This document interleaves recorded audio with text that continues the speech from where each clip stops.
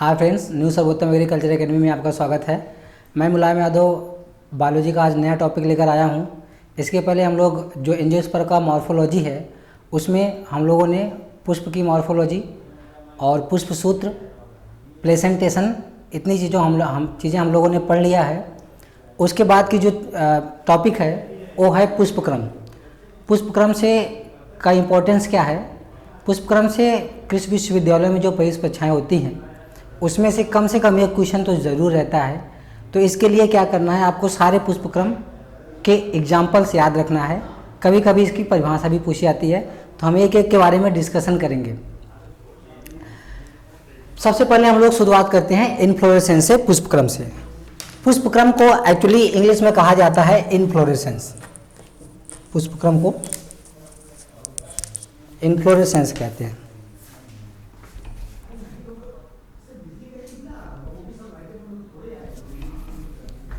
Inflorescence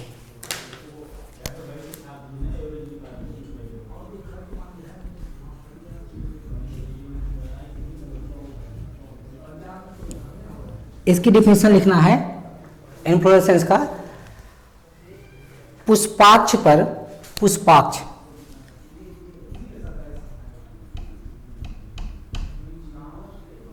पुष्पाक्ष पर, जिसको English में कहा जाता है पेडंकल, पुष्पाक्ष पर लगे पुष्पों के क्रम को पुष्पक्रम कहा जाता है। पुष्पाक्ष पर लगे पुष्पों के क्रम को पुष्पाक्ष पर लगे पुष्पों के क्रम को पुष्पक्रम कहा जाता है। पुष्पक्रम एक्चुअली होता क्या है? पुष्पों का एक समूह होता है जो पेडंकल पर, पुष्पाक्ष पर क्रमशः लगे हुए होते हैं। कभी कभी बहुत सारे हमारे पौधे ऐसे होते हैं जिसमें केवल एक ही पुष्प, उसके पूरे पौधे पर एक ही पुष्प होता है। तो ऐसे भी पुष्पक्रम होते हैं। एक आप क्वेश्चन लिखेंगे, जब किसी पौधे में शाखा पर केवल एक ही पुष्प पाया जाता है तो इस प्रकार का पुष्पक्रम कहलाता है। जब किसी पौधे में केवल एक ही पुष्प पाया जाता है तो इस प्रकार का पुष्पक्रम कहलाता है। तो लिखेंगे एकल पुष्पक्रम। क्या कहलाता है? एकल पुष्पक्रम। ये जो एकल पुष्पक्रम है इसको हम सोलेटरी इनफ्लोरेसेंस कहते हैं, इंग्लिश में सोलेटरी इनफ्लोरेसेंस। ये दो तरह का होता है। जो हमारा एकल पुष्पक्रम है ये दो तरह के होते हैं, एकल शीर्ष और एकल कक्षस्थ। एकल कक्षस्थ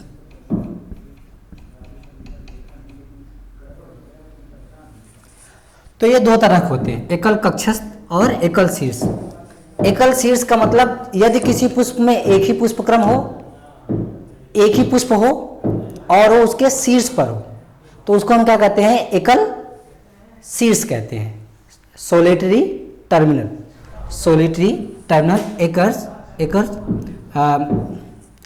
एकल शीर्ष। तो इसका एग्जाम्पल जो है, एग्जाम्पल क्या लिखेंगे?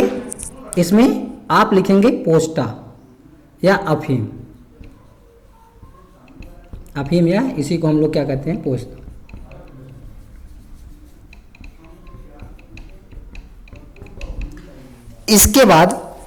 इसके बाद दूसरा नंबर आता है एकल कक्षस्थ का। एकल कक्षस्थ ऐसे पौधे जिसमें केवल एक ही पुष्प पत्ती के कक्षस्थ से निकलती है। पत्ती का कक्षस्थ का मतलब हो गया, सपोज करिए ये प्लांट है और यहाँ से इसकी ये पत्ती निकली हुई है तो यहाँ से एक पुष्प निकला हुआ है इस तरह सा, ये हमारा क्या हो गया? पुष्प। तो ये इसको हम क्या कहेंगे? एकल कक्षस्थ कहेंगे। तो एकल कक्षस्थ पुष्प पाया जाता है मालवेसी कुल में, या आप लिख लेंगे गुड़हल में। एकल कक्षस्थ कुल पाया जाता है गुड़हल में। तो इस तरह से ये हमारा हो गया एकल, एक ही पुष्प कभी कभी पुष्पक्रम कहलाता है। और इसके साथ साथ में कुकुरबिटेसी कुल में, कद्दू में भी एकल कक्षस्थ पुष्पक्रम पाया जाता है। इसके बाद हम ध्यान से अगर देखें तो जो पुष्पक्रम है वो मुख्य रूप से 4 प्रकार का होता है। पुष्पक्रम मुख्य रूप से 4 प्रकार का होता है। असीमाक्षी, जिसको हम लोग कहते हैं रेशिमोस। असीमाक्षी को क्या कहा जाता है? रेशिमोस।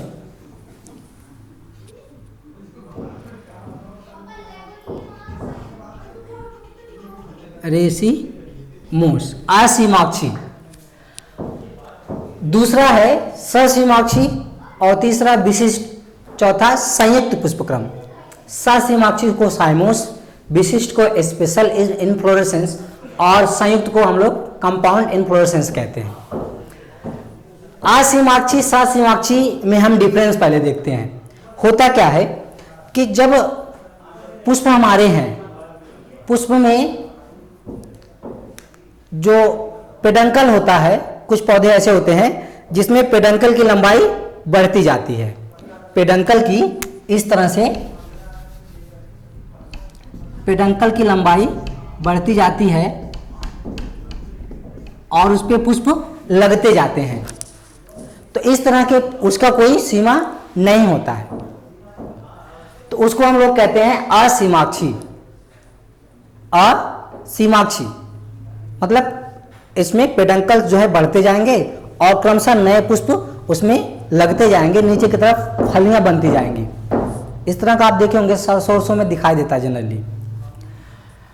उसके बाद ससीमाक्षी। ससीमाक्षी पुष्पक्रम में ऐसा कुछ नहीं होता है।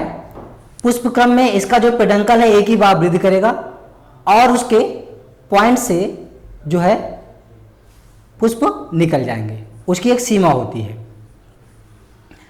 विशिष्ट प्रकार का पुष्पक्रम सभी में नहीं होता क्योंकि ये विशेष होता है। और जो कंपाउंड होते हैं, कंपाउंड संयुक्त पुष्पक्रम, वास्तव में ससीमाक्षी और असीमाक्षी पुष्पक्रम जो होते हैं ये आपस में जब संयुक्त रूप में पाए जाते हैं इन्हीं को कंपाउंड बोल दिया जाता है। अब जो हमारा असीमाक्षी पुष्पक्रम है इसको भी 3 भागों में बांटा गया है। देखो बात यह है कि आप लोग जो भी चीज़ें पढ़ाई जाती है उसको साथ साथ कॉपी में लिखा करिए, या तो जो भी पहले टेबल में लिखा हुआ है आप स्क्रीनशॉट ले सकते हैं, या पढ़ाने से पहले आप इन सब चीज़ों को अपने कॉपी में लिख लेंगे। उसके बाद एक एक को हम लोग डिस्क्राइब करेंगे। असीमाक्षी पुष्पक्रम पे हम लोग आते हैं। असीमाक्षी पुष्पक्रम को पुनः 3 भागों में सरलता से अध्ययन किया जाए, इसके लिए इसको पुनः 3 भागों में कैटेगराइज किया गया है। अब जो 3 भाग हैं, पहला लिखा हुआ है लंबा पुष्पाक्ष, छोटा पुष्पाक्ष, चपटा पुष्पाक्ष। मीन्स असीमाक्षी में जब पुष्पाक्ष लंबा हो। पुष्पाक्ष एक्चुअली क्या होता है, जिसको हम लोग पेडंकल कहते हैं, पौधे का वह भाग जिस पर पुष्प लगा हुआ होता है। पौधे का वह भाग जिस पे पुष्प लगा हुआ होता है उसको हम लोग पुष्पाक्ष कहते हैं। जनरली ये पौधे के सूट का पोर्शन होता है, टर्मिनल पोर्शन ऑफ सूट।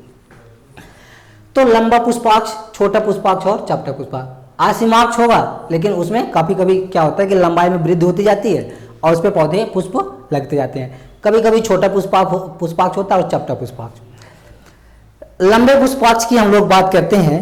लंबा पुष्पाक्ष में क्या है कि इसमें जो पौधे का पुष्पाक्ष होता है काफ़ी लंबा होता है, मतलब इसका जो इन्फ्लोरेसेंस होगा वो काफ़ी लंबा होगा। जैसे आप लोग देखे होंगे केले में देखिए कितना लंबा उसका पुष्पाक्ष होता है, नीचे की तरफ लटका हुआ होता है।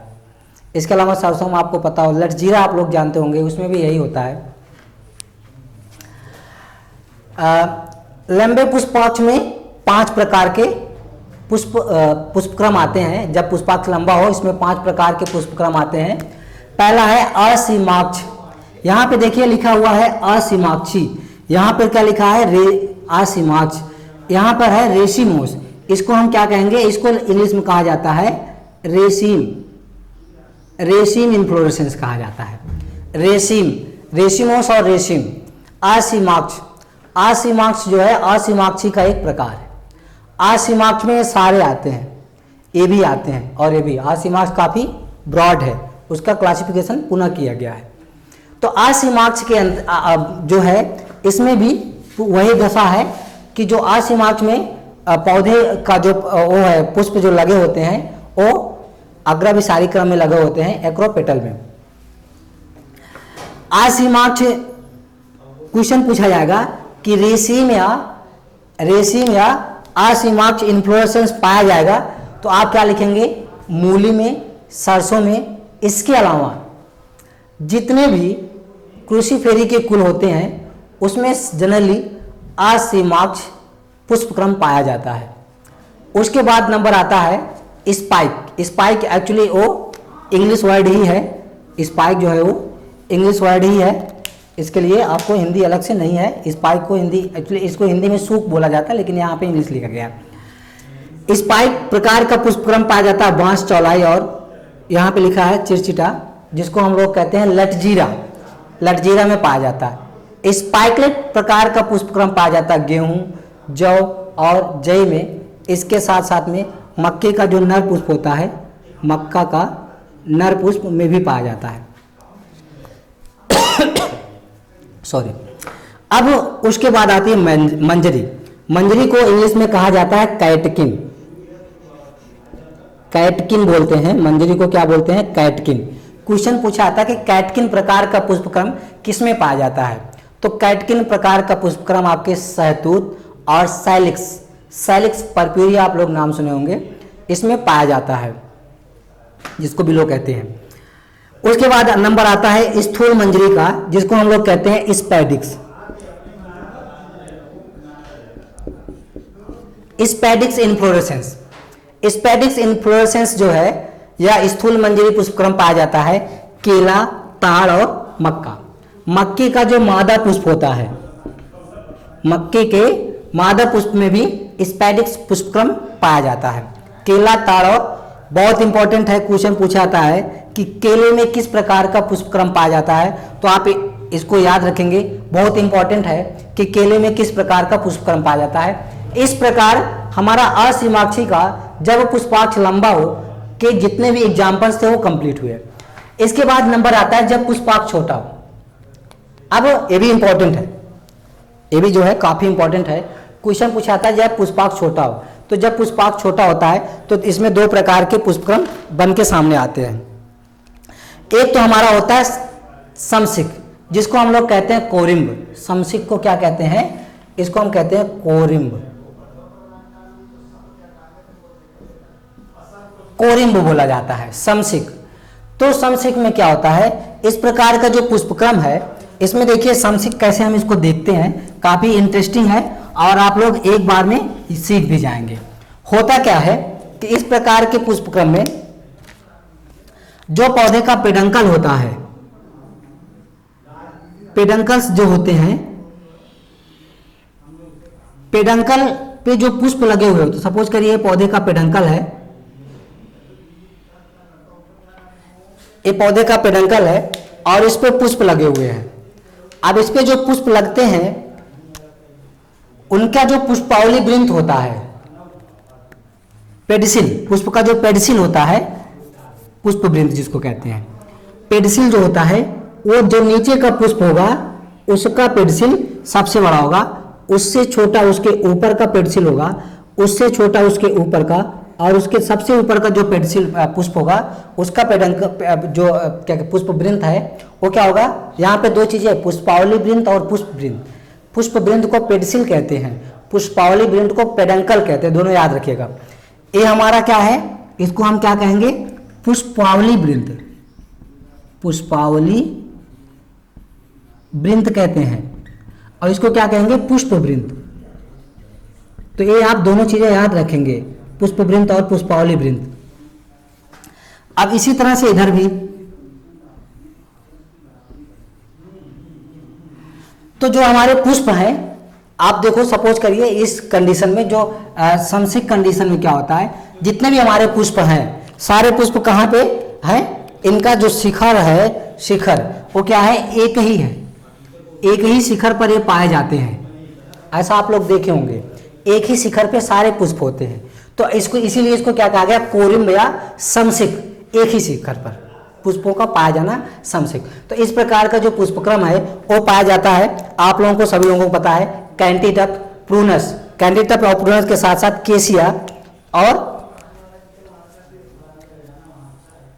केसिया में भी पाया जाता है, केसिया। केसिया। ये इस प्रकार का जो पुष्पक्रम है पाया जाता है समसिक। अब बात आती है अम्बेल का। अम्बेल को हिंदी में कहा जाता है छत्रक। एक्चुअली इंग्लिश लिखा हुआ है, इसको हम क्या कहते हैं, छत्रक कहते हैं, छत्रक। तो ये छत्रक प्रकार का जो पुष्पक्रम है, इसमें तो आप लोग जानते होंगे बरसात के सीजन में छतरी, आप लोगों को पता होगा बरसात के सीजन जब बरसात आती है, आता है कि आती है, आती है, जब बरसात आती है तो क्या होता है, लोग छाता लेकर बाहर निकलते हैं क्योंकि वो भीग न जाए, धूप में भी लोग छाता लेकर बाहर निकलते हैं। तो छत्रक और जो अम्ब्रेला है दोनों एक ही समान होते हैं। एक्चुअली इसमें क्या है कि जो इसका जो पुष्पावली वृंत होता है वो एक पॉइंट पे होता है, एक गोले, एक बिंदु के समान होता है, और यहाँ से सारे पुष्प जो है इस तरह चारों तरफ निकले हुए होते हैं। ठीक है, तो इस प्रकार के पुष्पक्रम को हम क्या कहते हैं, अम्बेल कहते हैं या छत्रक इन्फ्लोरेसेंस कहते हैं। अम्बेल पुष्पक्रम पाया जाता है धनिया, सौंफ, जीरा और गाजर। तो इन सब में जो है कौन सा पुष्पक्रम पाया जाएगा, अम्बेल। ये इंपॉर्टेंट है, कई बार आया हुआ है। इधर देखिए ये भी इंपॉर्टेंट है, आया हुआ है आपके मूली और सरसों वाला भी आया हुआ है। लटजीरा का भी पूछा गया, तो आप इसको एग्जाम्पल याद रखेंगे। उसके बाद नंबर आती है जब पुष्पाक्ष चपटा हो। पुष्पाक्ष चपटा होने का मतलब आप लोग समझ ही रहे होंगे। पुष्पाक्ष चपटा होने का मतलब यह है कि आप लोग गेंदा देखे होंगे, गेंदे का पुष्प देखे होंगे, या फिर सूरजमुखी का पुष्प देखे होंगे। इसका जो पुष्पाक्ष होता है कुछ इस तरह से होता है। इसका जो पुष्पाक्ष होता है वो कुछ इस तरह से होता है।